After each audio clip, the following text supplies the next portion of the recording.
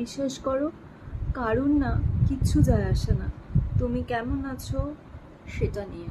ভালো আছো না খারাপ আছো কিছু যায় আসে না। মানুষের শুধু একটা জিনিসে যায় আসে, সেটা হলো তার তোমাকে কতটা প্রয়োজন, কতটা অপ্রয়োজন।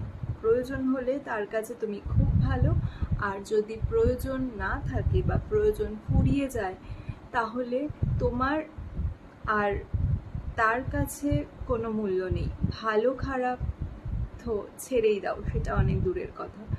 তুমি একদমই মূল্যহীন হয়ে উঠবে তাদের কাছে যাদের কাছে তোমার কোনো প্রয়োজন নেই। তাই বলে এটা ভাববে না তুমি গুরুত্বহীন।